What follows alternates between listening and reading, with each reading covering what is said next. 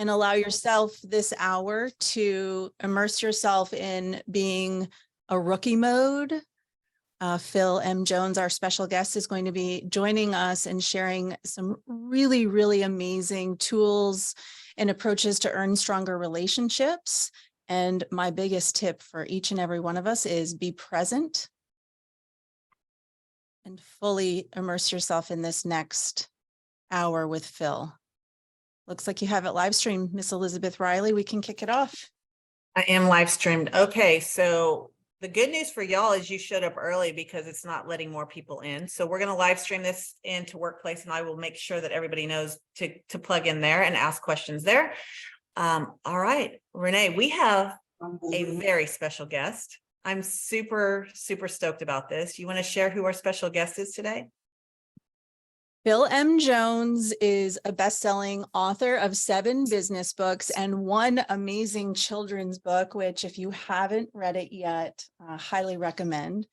Phil had his first business at just 14 years of age, and he was the youngest recipient of the British Excellence in Sales and Marketing Award. He's a sought-after advisor to global brands, creator of the most listened to nonfiction audiobook of all time. Fun fact, Elizabeth Riley, most listened to nonfiction audiobook of all time. And Phil is a firm believer that almost every challenge can be prevented or solved if more people knew exactly what to say.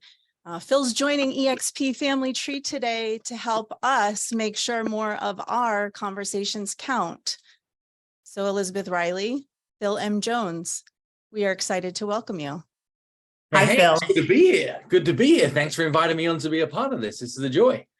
Welcome to the Family Tree. Welcome to eXp. We're super excited to have you here. I talk about this all the time. Renee talks about this all the time. Renee is a certified guide with exactly what to say. And Phil, I have had the immense pleasure and blessing to be in a couple of different masterminds with Phil over the last year. Rich Tomancini introduced me to his book about a year or 2 ago, Exactly What to Say. And it is one of those where I just listen to and listen to and listen to in the car. And it's one of those that the more you hear and you can immerse yourself in it, it's just when, we talk about when the student arrives, the teacher shows up. Phil Jones is that teacher for all of us today. So I'm excited for you guys to learn from him. What we're going to do is we're going to have Phil share a little bit with us for the next 30 or 40 minutes. Then we'll open it up for questions, but get ready to make some notes and be very present, right? Be full body listening. Y'all ready? So Phil, we know that your gift is the power of questions, and really changing the way communications happen. One of the things I love about you is every objection we've ever thrown at you, you are able to redirect that objection. It's fascinating to see, and I think most times our chins are on the floor, but it's fascinating to see how just with simple questions and with question trees, you are able to redirect that objection to get everybody on the same page, or I guess I should say where you want them to be. And one of the big things you talk about is the worst time to think about the thing you're going to say is in the moment that you're going to say it, and doing the work before the work. So we want you to just dive in and unpack this a little bit for everybody else. And the floor is yours, my friend. All righty, let's see what we can do from here. And it's a delight to see so many of you here with your cameras on. What I love in environments like this is when I don't feel like a crazy person speaking to a webcam. So it's great that I can see Becky's face and Jeremy and Rob here and Brenda. And Marcus, I know that you're listening when your face lights up when I mention your name. So I'm grateful for these things. I'm really appreciative of you folks being here. And I just want to check in on something for those of you that are here live and in the Zoom right now. Is just give me a simple yes, no in the chat. How many of you as a child said, when I grow up, what I'd like to be is a salesperson? Okay, I kind of figured as much. Well, let's keep having some fun with this for a second. Do me another favor and throw some adjectives into the chat that would describe a stereotypical salesperson. What have we got coming here? We got icky, pushy, annoying, high pressure. We've got sleazy, aggressive, used car. I mean, how would you feel if somebody used those words to describe you or saw that in you when they met you for the very first time? You'd be like, ick, no thank you, not for me. What if by alternative, though, I ask you not to describe a stereotypical salesperson? What if by alternative, I ask you to describe a professional salesperson? How do the adjectives now change? Now we've got honest. I mean, geez, we were a liar a second ago. Very helpful listener, inquisitive, great at listening, knowledgeable, confident, direct, respectful, expert, caring. Now, if somebody used these words to describe you, somebody saw that in you when they met you for the first time, how are we feeling right now? I'm looking around and Becky's like, yeah, I'm good with that. Feeling amazing. Chandra's like, that'll do for me. That'll do. I'm good with that. I want you to catch two tiny, massive lessons in that example. Just two tiny, massive lessons. And the first is this, is being a salesperson is not a bad thing. The perception of being a salesperson is what is the bad thing. What that means, if anybody, particularly a client, ever says the words to you that you are a great salesperson, well, that, my friends, is not a compliment. It's not. It means you've been caught trying to sell something to somebody. When they say, hey, you're great at sales, what they're saying is, stop it, please, I don't like it, enough already. We're not looking for applause for our sales skills, particularly not in a real estate market like the one we're in today. What we're looking for is something very different, which is gratitude. To chase the words thank you more often. So if you thought I could teach you to be more pushy, more sleazy, more obnoxious, better at telling lies, wrong room. But if you want to understand how to show up to some of the complexities of the conversations that we're having right now, getting people to make decisions faster and then say thank you at the end of it, then that's exactly what we're here to talk about. But I did say there were two tiny, massive lessons in that simple exercise. And I think the second is a touch more profound. See, in that situation, I changed one word, right? I changed us from stereotypical to professional. And when I changed one word, you, my friends, changed all of the words. You saw something completely different in your mind's eye, right? In one hand, you saw something gregarious and ugly, and in the other, you saw something positive and optimistic and something to work towards. All I did is change one word. Therefore, could it be possible in the critical conversations that you're showing up to with buyers and sellers and their families that other people don't always see what you're saying? Sometimes what they're seeing in their mind's eye is different to what you're trying to explain. And the answer to that question is, heck yeah, of course, it could be possible.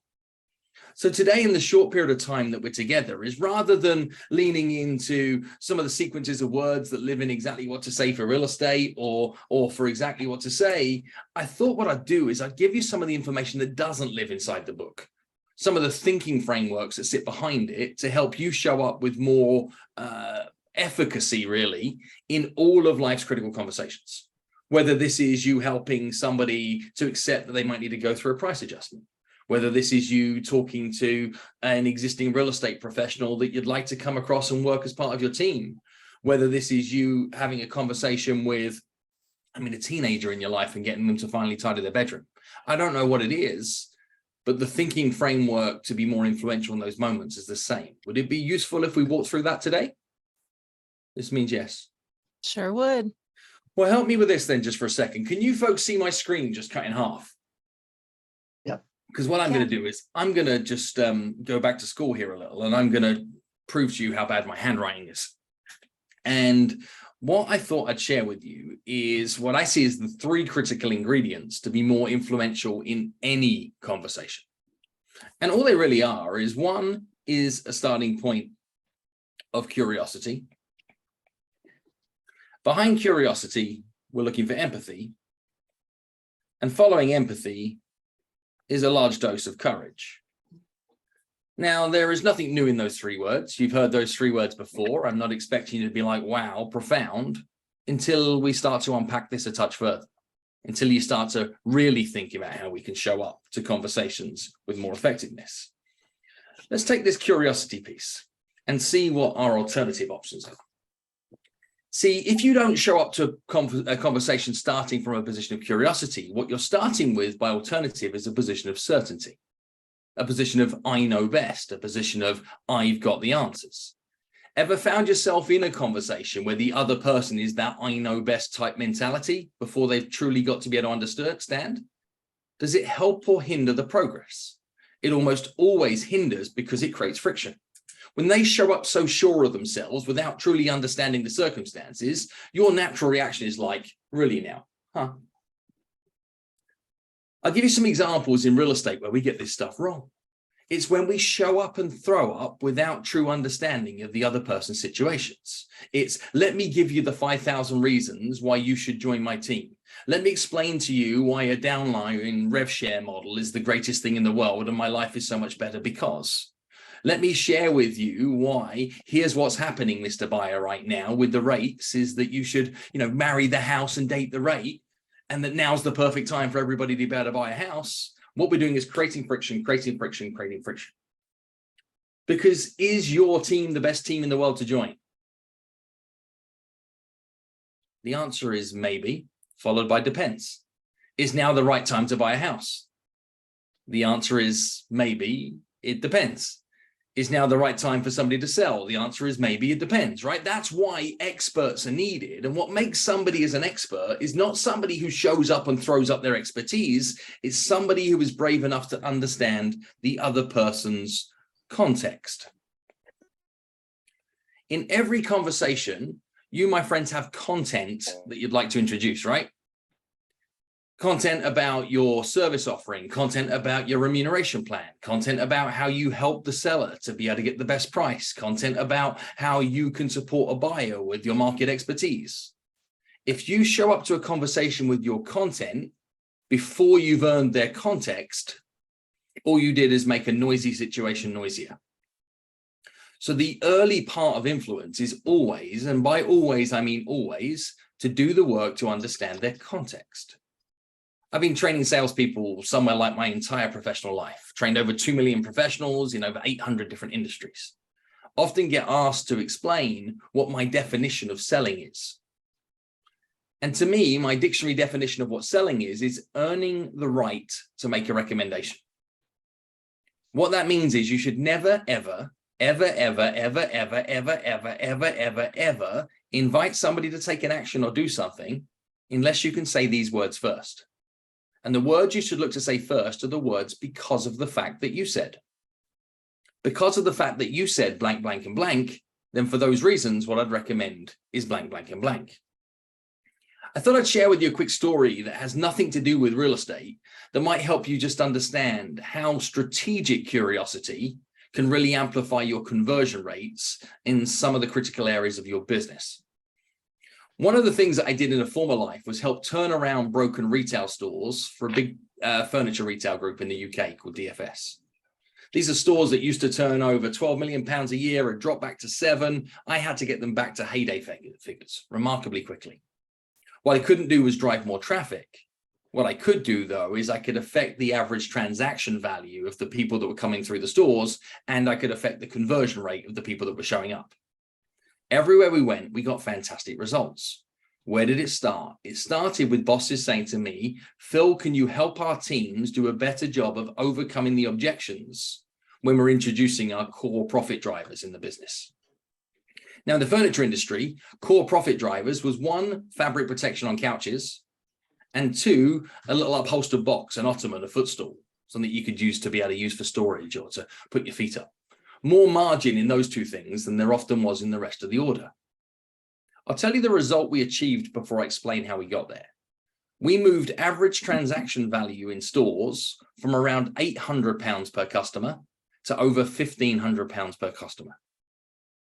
We also increased conversion rates of maybes from around 60% conversion rate to over 95% choosing to be able to convert on the day. How do we go about being able to do that? Well, we developed what's called a question tree. And this is the concept that I'd like to introduce to you folks today, because this is like nothing you've heard before in an objection handling process in the world of real estate. So bosses said to me, Phil, can you help the guys get better at overcoming objections? I said, sure, I can. Wouldn't it just make more sense that we didn't get the objection in the first place? They said, I've got no idea what you mean. I said, well, instead of trying to put out the fire, wouldn't it make more sense that if I found the guy that was going to light the fire and stole the matchbox from his coat pocket before he left the house in the morning? They said, I've still got no idea what you mean. I said, well, answer me this. What are the most common objections we face when introducing these products and services? Any idea? What do you think the most common reason or excuse was as to why people would decide to not have their fabric professionally sealed so it wouldn't stain? Why would people say they didn't want that? Hit me that in the chat. Okay. Fair enough for us to be able to say to the common belief here is that it's a price-based objection. That isn't what people would say. What more often than not they'd say is a version of we're dead careful, we do not eat and drink on our furniture.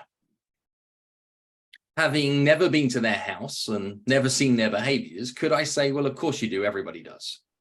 I mean, take a look around here live, right? We've got 100 people here live in this Zoom room right now. Who here has never had a bite to eat, a glass of wine, a can of soda while sat on the couch? Who's never done that in their entire existence? The answer is like nobody. Yet the trouble is, if a customer says something, it must be true. Whereas if you say it, it might not be. So if the customer says they don't eat and drink on their furniture, I have to accept their truth as the truth. What about footstools? What do you think the big reason was as to why people would say that they didn't want a footstool? Hit me that in the chat. Why would people say, I have no need for that product? Terry's saying not going to use it, don't see the value, don't put their feet up. A couple of you have got this nailed, right? The most common answer was some version of we've not got the space. Having never seen their home, could I say, of course you've got the space. Everybody has the space. No. If a customer says something, it must be true. If you say it might not be. So the job is to get whatever you would look to be seen as true to come out the mouth of the other person, not to come out of your mouth. So I went to work not on embellishing the features and benefits of footstools, not embellishing the features and benefits of why fabric protection was a good idea. I learned early on in my career that success in selling has nothing to do with embellishing the option of yes. It has everything to do with destroying the option of no.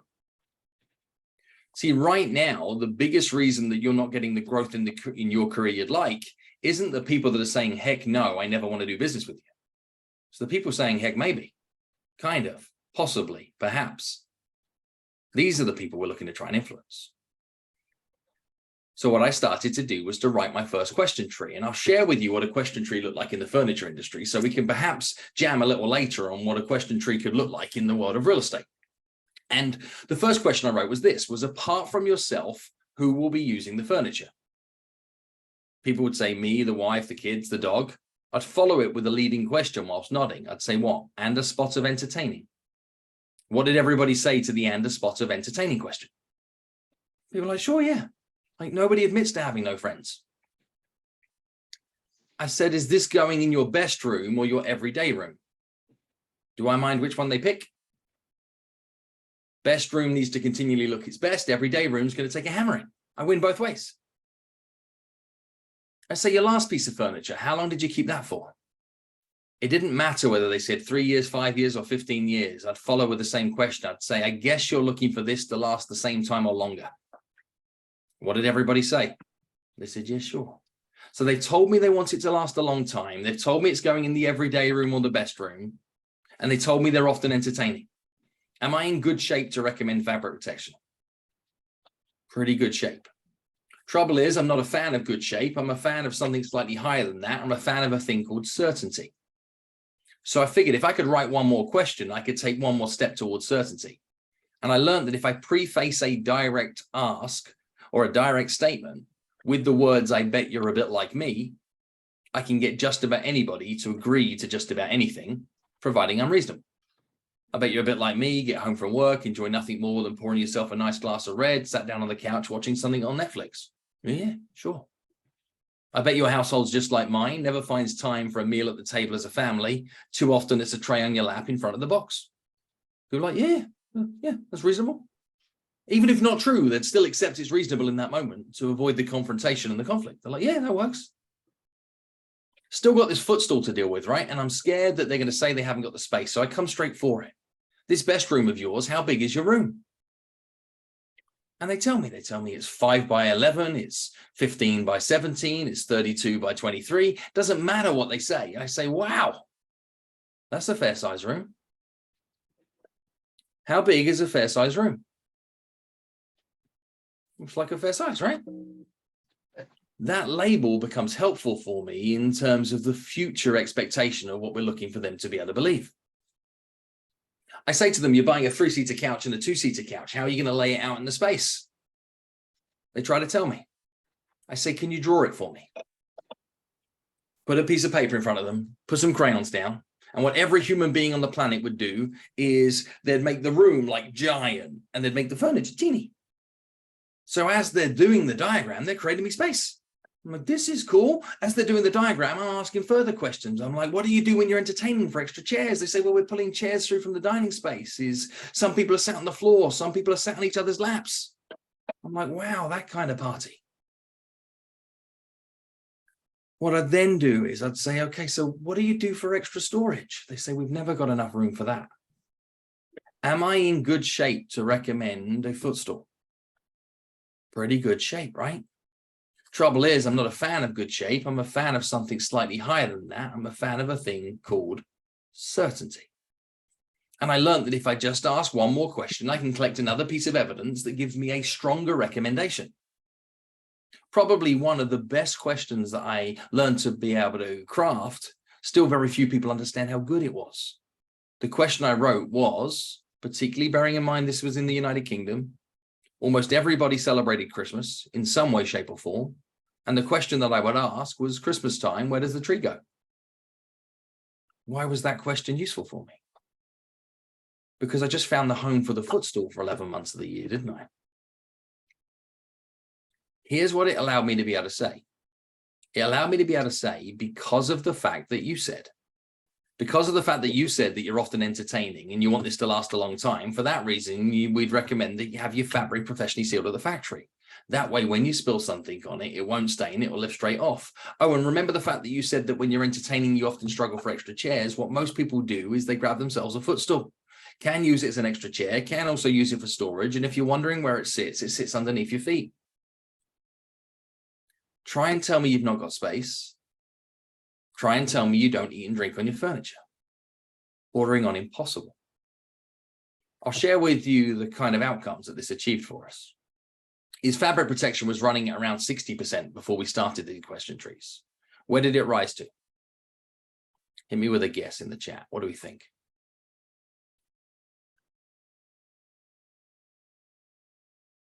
Only about 95%. No, not everybody. Only about 95. Footstools were running around 25% through stores at the time. Where did it rise to? Only about 45%. I share those numbers with you because nothing works with all of the people all of the time. What you're looking for is the things that work with more of the people more of the time. And then the compound effect of that over a sustained period of time is the difference between a good year and a great year. What is that we're talking about? We're talking about developing strategic curiosity to collect you evidence so that what you can do is make stronger recommendations. The game we are looking to be able to play is what needs to be true for that to be true. What that means is that let's take something simple like what needs to be true if somebody's going to buy a house in this market? Well, what needs to be true is that their existing housing situation is not working for them. What else needs to be true? They need to be sold on the idea of home ownership as a concept. What else needs to be true? Well, they need to be in a financial means in order to be able to purchase a home through both down payment and affordability through lending, if that's what's required. What else needs to be true? Well, they probably want to be sure of their future living circumstances for at least 2, 3, 4 years, right? As a minimum, if they're going to make a commitment to be able to buy in this given market. What else needs to be true is they believe that their future is going to be better than their past. That would give some confidence, right, in buying right now, if they believe that they're going to be making more money in the future than they are making right now. So I don't know what happened here screen-wise, but was that somebody's There we go. We got you. I'm not sure what happened, but we got it. That was cool, right? That was cool. But here's what we're looking to be able to say is if you want people to make decisions with more confidence, think about the evidence that needs to be true for them to feel confident about a decision, and then craft questions to collect that evidence, not just questions about their circumstances. When it comes to people making decisions, they want to feel 3 things. 1 is smart, 2 is capable, and 3 is good. Nothing more than that. Smart means that I've got enough information to make a decision. Capable is nobody forced me to do it. Good is at the end of it, I'm not going to feel stupid. That's all people need to make a decision right now. Think about a recruiting scenario with smart, capable, and good. I want to feel smart enough to be able to make a decision to come across to an alternative team or brokerage. That means there needs to be enough sort of logical evidence that says that this is a good idea. Capable is, well, yeah, that will work. Yeah, I can do that. Nobody forced me. But also within capable is capable of leaving my existing relationship without feeling bad about it, because the end result is I want to feel good. If I'm going to feel bad, i.e. embarrassed or disappointed or frustrated about letting down an existing relationship, I will never leave that existing relationship if I cannot feel good about it, cannot feel at peace about it. So we'll talk some more about that in the Q&A, but can you see how sometimes we have to be strategically curious for a long period of time before we jump to any form of recommendations? Because there's a body of evidence to collect. And success in selling is all about destroying the option of no, not embellishing the option of yes. Stay there for long enough, we dance towards this ingredient of empathy. Empathy is like a buzzword right now, yet still too few people understand what the word really means. And the best definition I've ever heard for the word empathy comes from a speaker author friend of mine by the name of John Acuff. And John Acuff describes empathy as to care about what the people you care about care about. I can't do better than that, so I'm going to borrow what John lays down. Our goal in every conversation is to be relatable. Nothing more than relatable.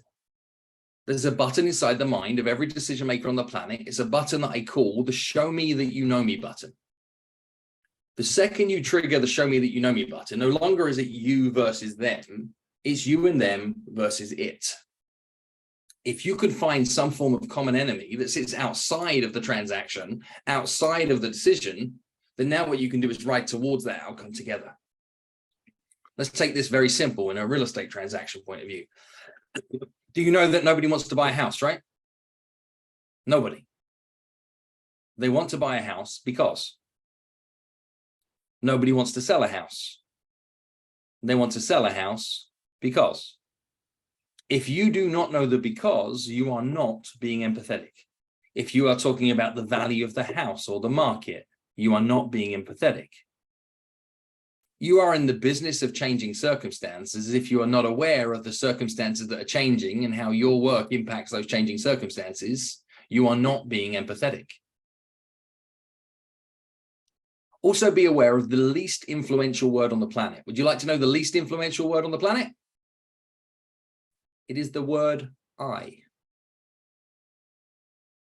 Now go to your sent messages and your sent emails after our time here together and see how often you start an email with, I was just, I was hoping, I was looking. And realize who the star of your show is. Because too often the star of your show is you, and we wonder why we're deemed as pushy when all of our conversations are self-centered. So what do we look to do to demonstrate that we're more empathetic? You just swap eyes for yous. I know last time that we spoke, you mentioned that what you were thinking about doing was blank, blank, and blank. What's happened since? It's significantly easier to respond to than I was just checking in. How are you? So we're looking to be more empathetic. Nobody wants to buy a house. They want to buy a house because. Nobody wants to sell a house. They want to sell a house because. If you do not know the because, you're a product pusher. You're a market commentator. You're an analyst of all things local real estate, but you're not helping them in their unique set of circumstances. And if you want to truly differentiate your service versus somebody else, hit the show me that you know me button. Let's give some consideration to this in a recruitment conversation. The hardest part of an experienced agent deciding to join your team is the conversation with their existing brokerage or team. And it's quite often the elephant in the room that never gets talked about. Here's the easiest way to use curiosity and empathy to be able to deal with that situation is you go right back in time. You're strategically curious. You ask questions like, so how did you go about getting started in real estate in the first place? And they tell you, right? And you say, well, why did you think real estate was the right career? And what's everybody going to say when you say, why do you think real estate was the right career? Hit me that in the chat. Why is somebody going to say they started a career in real estate? Right? Donna's here. She's got it. Freedom, time flexibility, great potential for earnings, money. And if you then asked them, so how's that working out for you? After they gave you that guaranteed answer, what do you think most of them are going to say? Well, like, you know, that's the kind of answer you're going to get next, right? So you then say, how did you go about choosing the brokerage that you work with in the first place? What's almost everybody going to say? Convenience, ease, knew somebody, just right place, right time. And you're going to prove to them that they didn't make a particularly calculated decision about how they chose their team or brokerage on day one, correct? Remarkably predictable as we play this out. And we say, well, what 3 things do you like best about working with those guys? And they'll share. And you say, if there was one thing you could change, what would the one thing be? And they'll tell you that too. And now you just started to find an angle. Now you just started to put yourself into a position where you can position yourself and your unique value prop versus where they're currently at. But what's important is for you to punctuate their past actions with saying that you made the right decision at the time. So it sounds to me that you joining your local Remax office was the right decision at the time. And they're like, yeah, it was. Because if I can help people feel good about the fact that they can make the right decision at the time, well, guess what they can do today? They can make the right decision this time. But if I make people feel bad about the fact that they made a bad decision in the past, what are they likely to do today? They're going to ponder like crazy on how hard this decision is to be able to make today. That's what they're going to do. Whereas if I can empower them to help them realize that they are good decision makers, they've made good decisions in the past, and they did this because they wanted more time freedom and they wanted to be able to make more money, and that this has provided them with a career that's been okay but could be better, and that they've achieved a portion of their success in this existing journey, what am I then going to do is I'm going to stay in this position of curiosity and empathy for some time, and I'm going to ask questions like, so how important is it to you that you find that long-term financial freedom and success in real estate? And what are they going to say? They're going to say pretty darn important. And I'm going to say, but like on a scale of 1 to 10, how important? With 10 being like this needs to happen for your family, and 1 being it's a cute idea. And they're going to say, well, like, yeah, it's a 10. So I'm going to say, well, how certain are you can achieve those outcomes where you're currently at? And they're going to say, well, not that certain. So what do I now do? I now become courageous. And I'm not talking about like jump out of an airplane courage or go to war courage or climb a mountain courage. I'm talking about the courage to just ask.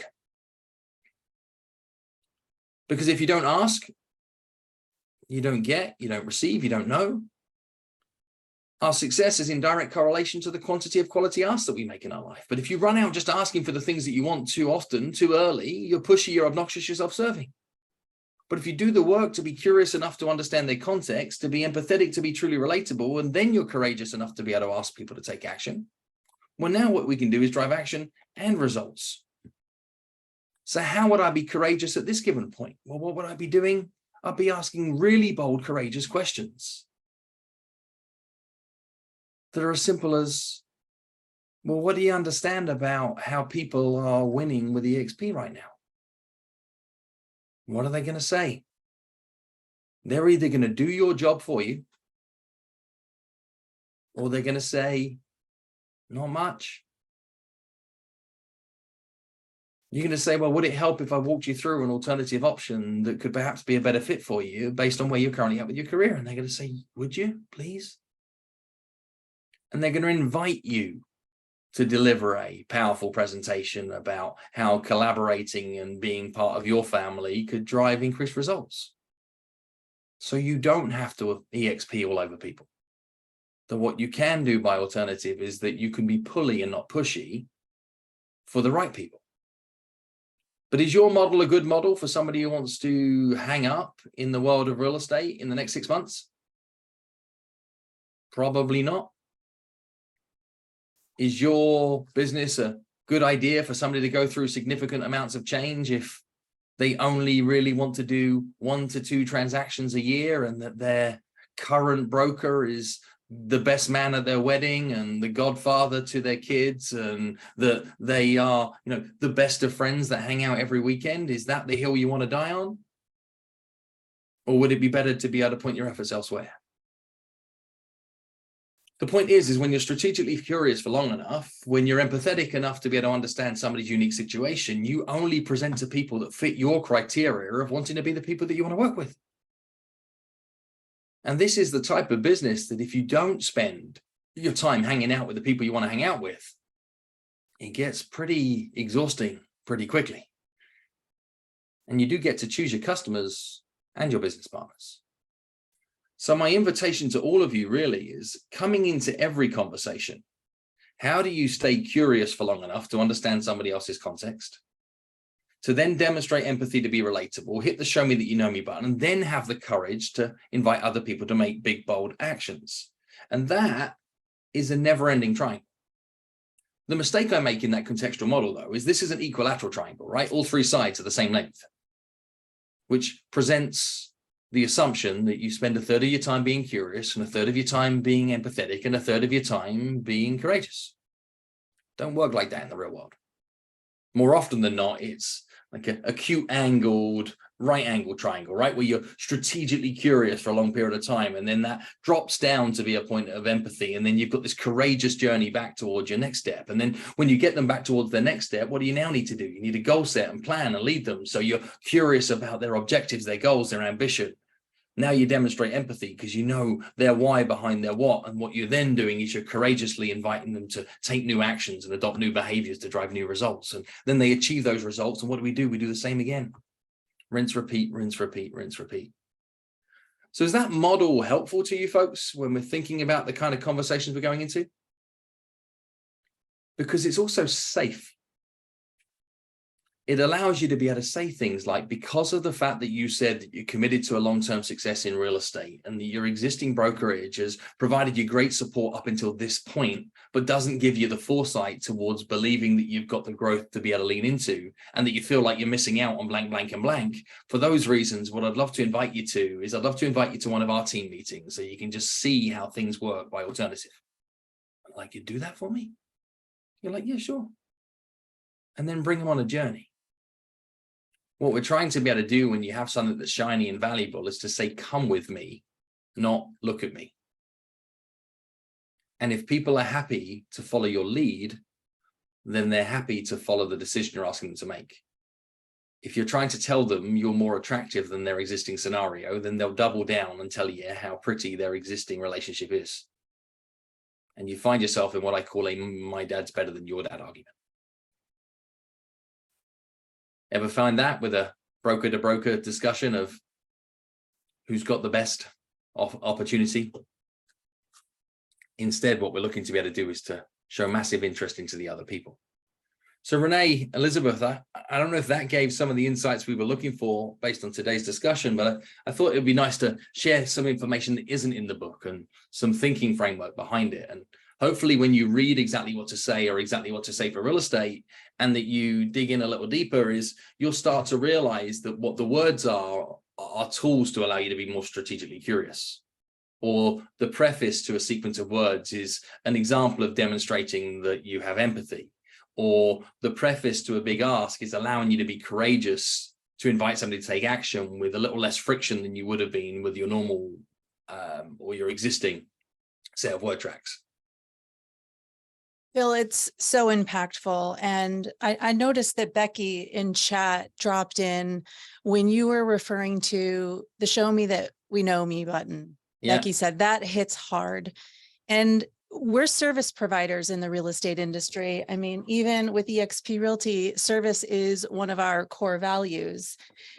How do we continue to reframe our mindset on what we think about service when oftentimes service is directly correlated to a customer asks a question and we show up and give them exactly what they're asking for, which can be a trap to provide information too early before we can truly hit the show me that you know me button?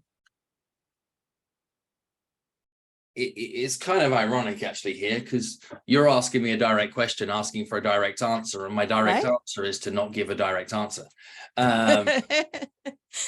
Because we have to earn context first, or we have to create movement. I'll give you some examples of where creating movement is a good idea. Back in a former career of mine I was consulting to a large telecommunications industry, and big telco company was going through the change of moving their business customers away from analog technology and towards VoIP, so internet-based phone lines. To the small business community, this was a tremendous change. There was a lot of fear attached towards the fact that you're going to play with my phone lines, because if you remember pre-internet, your phone ringing was the way that you knew that your business still had a pulse. So small businesses were pretty darn concerned at this change. This telco said, we're going to help our customers move through this transition promptly and quickly and easily. We're going to give them the utmost confidence that this is going to go smoothly. We're going to send our engineers out to be able to reassure our customers that this is a good idea. Engineers would go out to customers, and the engineers would be asked a question by their customers, a very direct, very fair question to ask. The customers would ask the engineer, so how does this VoIP technology work?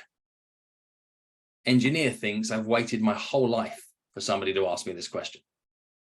What do? They show up and throw up all of the technical jargon around how VoIP technology works by comparison to analog, and kept every single one of those customers feeling remarkably confused. Telco company invites me in and says, Phil, we're not getting the adoption rate new technology we're looking for. We're getting all this pushback at the point of installation, point of change. Can you help us overcome the objections we face at this point? I said, sure, I can. Wouldn't it make more sense we didn't get the objection in the first place? So they got no idea what you mean. I said, well, where's the point of friction? They say, well, our customers ask us, how does this work? I say, and what do? They say, we tell them. And then we get objection, objection, objection, objection. I said, well, we need to rewrite the script. They said, well, how long is that going to take? I said, I think I can do it now. They said, well, how much are you going to charge us? And I told them, and they said, that's a lot of money. I said, well, you're losing a lot of time and money right now by not having this right. And they said, yeah, you're right. They said, how long will it take you to be able to rewrite the scripts? I said, like I said, we can do it right now. They said, what do you mean right now? I said, well, grab your pen handy. I want you to write this down. I said, when the customer asks, how does this work? You train your engineers to say, great.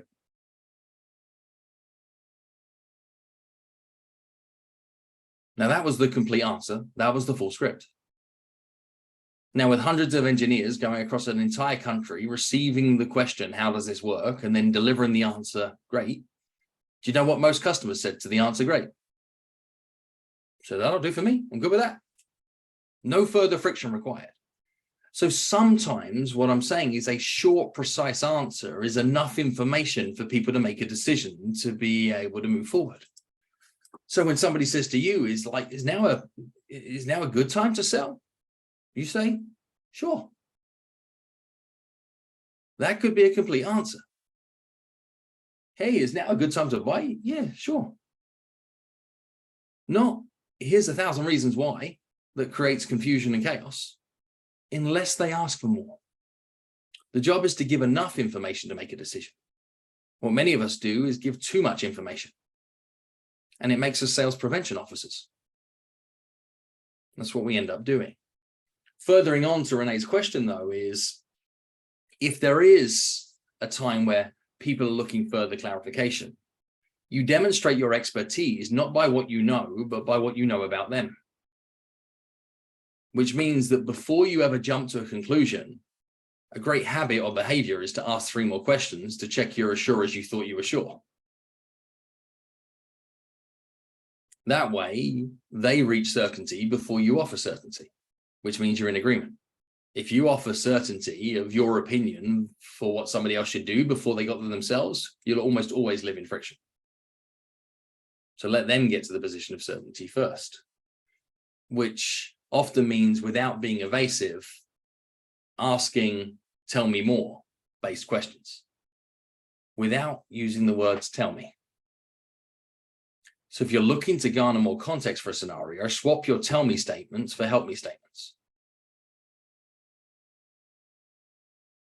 So instead of saying, tell me why you want to be a homeowner, is, well, help me understand why homeownership is important to you. And they'll go on their long rambling story about wanting to be able to control their costs over a period of time, get to a point where they can reduce their overhead. They'll share the story about how, they got kicked out of a rental at some point in the past, or a friend or a family member got kicked out of a rental in the past, and they don't like living with that amount of uncertainty in their life. So you can then ask, well, how important is it to you that you become a homeowner before the end of the year? And they're like, well, I guess it's pretty darn important. You say, well, on a scale of 1 to 10, how important is it? And they say, well, look, it's a 10. So you say, well, what are the consequences of you not making that happen this year? They'd be like, well, that'd be devastating. We'd be paying rent for another 12 months. We'd have to stay in a place that's too small. So you say, well, why was it you were thinking about potentially not buying? They're like, well, I don't know. I just read something in the press that now might not be the right time. I said, you're right. It's not the right time for everybody, but do you think it's the right time for you guys? And they're like, well, yeah, I guess so. Onward. But slowing the process down to ask more questions is how you speed the outcomes up. When you try to push people towards outcomes, then resistance goes up. When you stay committed to helping people make smart decisions, then all of a sudden those decisions can be made quicker and with more ease, as opposed to you projecting opinions. Long answer to a short question, Renee, but I hope that was helpful. The asking additional 3 questions in nearly every scenario, in real estate business, at home, in your marriage, with your kids, across the board, is for me a newer skill set, and yet yielding such great results with deeper relationships. So I love that you shared that. Elizabeth, do you think that we are coming up on 12 minutes before we wrap? Right. We should start opening it up to some questions in chat for Mr. Phil M. Jones. I think so. And we already have a couple great questions in there, Phil. So there's 2 of them right now. One's from Marcus and one's from Becky. Do you see those? Yep. So what do I see? I see Becky saying, how does this apply this skill in the digital age? Well, it applies in all conversational moments, of which social media is, without question, a conversational tool. I think the mistake that often people make on social is you try to get from visibility of a post to decision making. With the complexity of the decisions that we're asking people to make in things like home transactions or who they decide to be able to work with, your goal is to be curious in your posting, to start conversations that you can then move off of social media. So to move to DMs, to move to Zoom conversations, to move to in-person meetings. So what would I be doing is I'd be asking as many questions as I could in social to allow me to start conversations to then be able to bring them across. There's almost very little need to be able to cold call. And if, for example, that you wanted to put a recruitment post out there at this moment in time, I would start a conversation far wider than this is us, please come join our team. The this is us, please come join our team, we're awesome is about as effective as you sharing, just sold artwork. It's like, look at me as opposed to come with me. What you'd be better to say is choosing a partner in real estate is important. Real estate agent friends, how did you go about deciding who to work with when you started your career in real estate? Start a conversation. And watch how much it will demonstrate empathy when behind that conversation is other agents in your feed saying, well, I just picked the person who was local with me. And to be fair, I joined a brokerage that had a friend in as part of it. And I joined. And then what you can do is come behind that and ask further questions, like saying, given what you've now learned since that period of time, what advice would you give to a younger version of you? Or what advice would you give to somebody that is thinking about starting in real estate, about what to look for in a team leader or a brokerage today? You see how what we're now doing is we're creating a bigger conversation full of opportunities that then you've got fish in a barrel. You're like, you. And you're like, then, hey, love the comment that you made on the social chat. Like, how important is it to you, blank, blank, and blank? Now you get a bit of back and forth in 3 or 4 DMs, and then you turn it into, it sounds like this might be easier if we jump to a quick phone call. What's the best number to reach you at? And you watch them now reply in the DM with, here's the number. You say, well, when would be a good time for us to be able to have a proper conversation? They say anytime this evening. You say somewhere like 5:45. They say, yes, sure. Right? And now you're into a conversation. But it's about slowing the process down and allowing it to be a game of tennis. It's not what's the perfect killer post that has people saying, where do I sign? It's about saying that you're prepared to go through the messy middle to help somebody navigate what, in all extensive purposes, is a really important decision. And what you want them to be able to do is to commit to that decision, correct? You don't want them to jump at that decision because they're coming from a place of fear or their existing circumstance is terrible. You want them to come feeling confident that what they're doing is the right thing for them. So that was hopefully Becky's question there. Marcus says, how does this framework operate around a recruiting cold call, e.g. making an appointment to really employ the triangle? Well, let's look at it.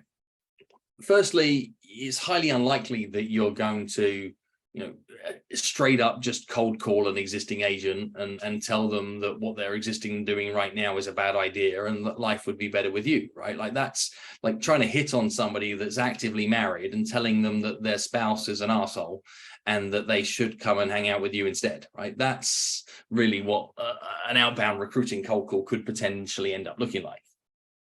What you're better to be able to do is to start more strategically curious. There are 3 keys that could open just about any door if you're looking to make outreach towards existing successful agents. And they are all better when laced with curiosity. 1 is a genuine compliment. 2 is sincere recognition. And 3 is the request for an opinion. So if I wanted to start a conversation with an existing agent, I would look for something that I could meaningfully compliment them about. And that compliment could be, I heard back from another agent friend in our team, just what a pleasure it was to be able to work with you on that transaction. I thought you'd like to hear that reputationally speaking, that you're starting to build a real brand for being a delight to work with. That could be a fair compliment, right? Try not replying to that message. Recognition could be that you've been watching them for a while and that you're super impressed by the kind of results that they're achieving and how they've managed to be able to progress in their career, or the great events they're running to support younger agents in the community, or something that you're like, hey, I see you and what you're doing is awesome and I'm impressed by it. An opinion is a pull. As a fellow experienced agent in our local community, or as an experienced fellow agent at this period of time, I'm really curious about what the future of blank is, and I'd love to just get some of your thoughts about it. And you're almost interviewing them for their opinion. And you watch how those 3 things will start you more meaningful conversations than the blind, let's meet for a coffee and talk about the market. Because we know what that is, right? No different than when you said to somebody once upon a time in your life, hey, let's meet for a drink. You weren't interested in the beverage. You were interested in something different. The same is true with most recruiting conversations. The other person knows they're going to a recruiting pitch. What you're better to do is to start the conversation around some form of common interests and then do the work to find out what's not right about their existing relationship. If you missed it earlier, 2-part questionnaire will help you do this very, very easily. The first is, what 3 things do you like best about? When you ask somebody what 3 things do you like best about your existing brokerage, your existing agent, whatever it might be, you get a very sequenced list. The first thing they tell you is the first thing they can think of. They've got 2 more goes. They just get 1 out as quick as possible. It's important, but not necessarily the most important. The second thing they share with you is almost always the most important thing. And the third thing they share is their favorite nice to have. You know, what 3 things you like best about your existing brokerage? Well, you know, I like they have a physical location and they provide training. Okay. And what else is I like the fact that I can get to work with other agents locally. So I don't feel like I'm alone. I feel I'm part of something bigger than myself. Oh, and what else is, I quite like the colors in the branding. I feel good to be a part of it. Okay. It then allows you to ask the third question, the next question, sorry, which if there was one thing you could change about them, what would the one thing be? And what they now do is they tell you the truth. You know what, they've been good for a good time, but I feel like I'm maxing out at capacity and I keep getting dragged back into training newer agents and helping support other things as their team grows. That really doesn't provide any reward for me. And I'm busier than I ever wanted to be and don't see any capacity to earn any more money. Gotcha. And your little inside voice wants to think, well, we're pretty good at those 3 things. And guess what? We got a viable solution towards the one thing that's causing you some discomfort. When they give you the one thing that's causing you some discomfort, stay there for a while. Easiest way to be able to stay there for a while is how often do you find yourself plugging into trainings and running non-income producing events and activities that service the brokerage but don't service your future? They're like, I don't know, I mean, once, twice a week, certainly 5, 6 times a month. Gotcha. And how long has that been going on for? Is that a new thing? No, it's been happening for the last 2, 3, 4 years. Okay. Do you see that changing anytime soon? No, I guess not. Not without me upsetting somebody. Do you love doing that, or would you rather be doing something different? Oh, I'd much rather be doing something different. See how if we stay there for a while, we can get them to convince themselves that what they're currently doing is a pretty darn stupid idea. Therefore, they are now open to consider alternatives. So that's what I'd maybe jam on from a cold calling point of view. How do you get a home seller to certainty on my fee structure commission? Galaxy S21 5G. That's a cool name. That's a cool name. Is that person here? That person could open microphone so we can just maybe jam on that a little. Yeah, right here. Hey, do you have a real name, or is that your real name? My name's Rick. Thanks. Hey, good to see you, Rick. Rick, tell me some more about this. What's the friction? What's the pushback? So the friction is the home seller says, everything you're saying is sounding great, but gosh, and I'm going to make up a number here because I don't want to steer anybody. That 6% is really kind of, I think it should be done for cheaper. Ah, okay. And what makes you come to that kind of conclusion? Well, I just see that, there are other options out there that do it for less. Okay. And have you seen another option that you'd like to work with?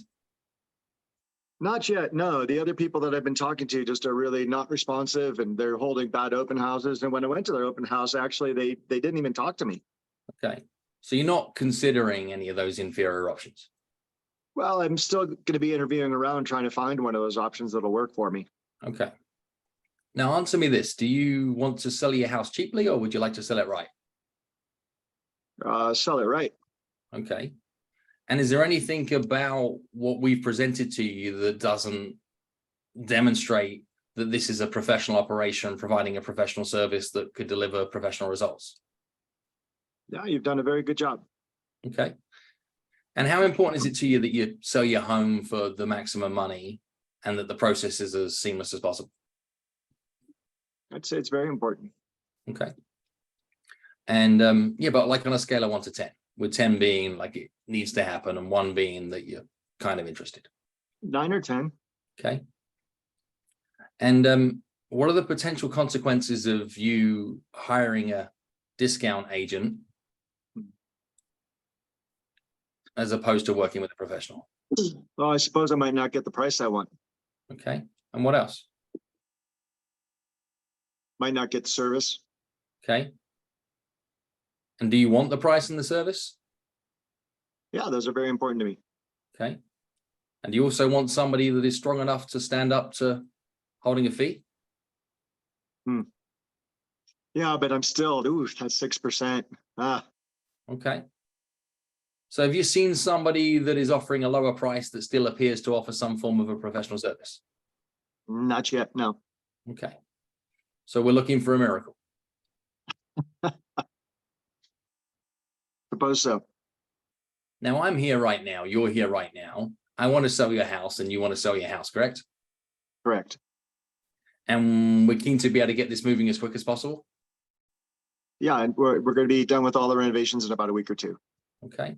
So the time to get moving on this is now. Suppose so. Do you love interviewing potential agents? Is that something that's a hobby of yours?